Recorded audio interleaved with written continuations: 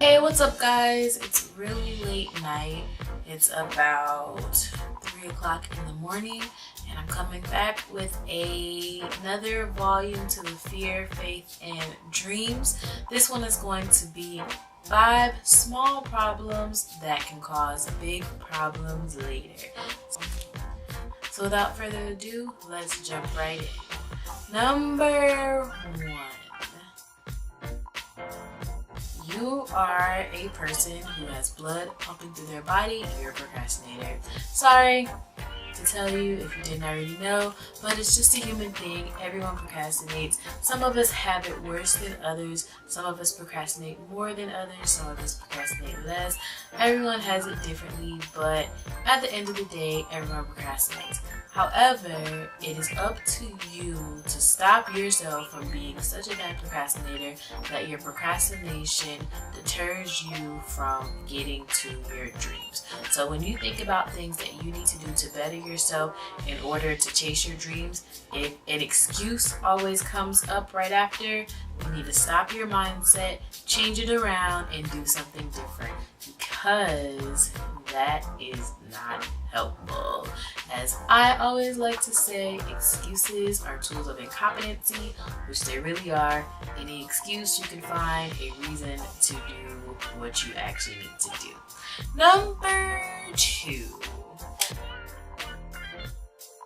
Self-work. Self-work is so important when it comes to trying to chase your dreams, because the more you know personally about yourself, the more you know about what you would like to do and what is required of you in chasing your dreams, the better off you are, the more prepared you are, and the faster you will be able to get there. I'm not saying that because you feel like you're ready to chase your dreams, you're going to be there tomorrow. I'm not saying that at all. But whenever the opportunity arises, it'd be so much easier for you to reach out and grab it, because you did the necessary work prior to getting yourself ready. When you stay ready, you're already ready. Number 3. So many questions, so little time. I know that a lot of times we will not be able to figure out all of the answers to what we need to get our dreams ready. That is understandable, but some simple questions you should be able to answer for yourself, such as how much money you'll need to prepare yourself with whenever you get ready to leave your job. If you have a dream that you have to leave one job and there's a lull between jobs as you're preparing for your dream job, if you have to do that, how much money are you going to need? How much time are you going to need? How much food? What are you going to need to be able to survive off of? I know that a lot of people don't think about those things, but that is one of the most important things to think about when you think about chasing your dreams, because nobody wants to be a starving artist or a starving whatever it is that you're trying to do. No one wants to be sad and hungry and broke while you're trying to chase your dreams. Yes, you can go about it that way and still be successful. Lots of people do, but there is an amount of struggle that you can avoid if you just take the necessary precautions to prepare yourself before you go ahead and take that jump. If you have more unanswered questions than you have answered questions about your dream, you need to stop, take a second, do some research, maybe find a mentor, maybe really think about if this is something that you personally would like to do or not before you continue forward in chasing that dream.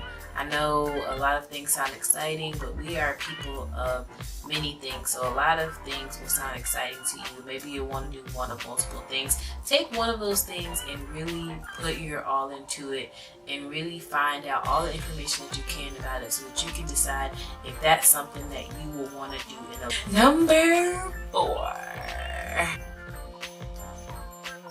Take chances. So I know that a lot of people will take this to mean that when the opportunity comes for you to jump.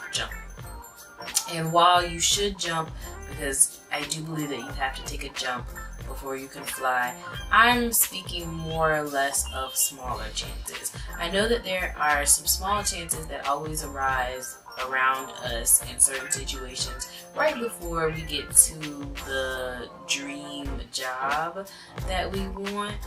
And a lot of times we don't take that because we are so busy preparing ourselves for our dream that we lose sight of learning experiences. Please take that chance. If it seems crazy or ridiculous or whatever to you, if it frightens you, if you're a little nervous to do it, do it. That's probably something that you need to do in order to get your work, so that when you get ready to actually live out your dream, that's one thing you've crossed off your list. And also you're not as afraid to do whatever it is because you've already had that work experience in. So whenever a chance comes, please take it within reason. Obviously, if a chance is going to cost you your job and you don't have a backup job or you don't have backup money, do not do that, because I don't know very many people who are going to let you sleep on their couch. I know I'm not. But if you have those people who will let you sleep on their couch, by all means, do what you got to do. If you have a car that you don't mind sleeping in and you want to take those small chances and live in your car, hey, whatever floats your boat. I didn't tell you to do it. I'm not going to do it. So that's just me. Take wise chances. How about we say that? Number 5. This one is so dear to my heart. Like, this is me all of the way. I have a problem with this. I have been working on this for a while, and we just gonna pray through it and get over it.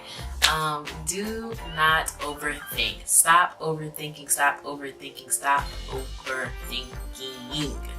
Overthinking is something that some people do in situations. It's not really even helpful. You just wind up getting yourself upset, and at the end of the day, you probably have thought through the answer to your question several times, but disregarded it because you didn't hear or get the answer that you thought you wanted or that you thought that you were looking for. Like, when you go through a thing, if you're overthinking it and you don't know how to make yourself stop overthinking, allow yourself to go through that process. Think through it. Think from A to Z if that's something that you have to do. Allow those 25 thoughts to run through your mind. Think about each of them in depth if that's something that you have to do too. But once you get to Z, please make yourself let it go. And the reason why you need to let it go is because, 1, the answer was probably around A or B. 2, you've thought of these possibilities that are probably not going to even happen to you, and you're sitting there worrying yourself and upsetting yourself for essentially no reason. And then the most important thing is, once you go through it, you'll realize that you spent more time thinking about the situation instead of having fun and just letting the situation be what it is. Also, you can sometimes think yourself out of situations.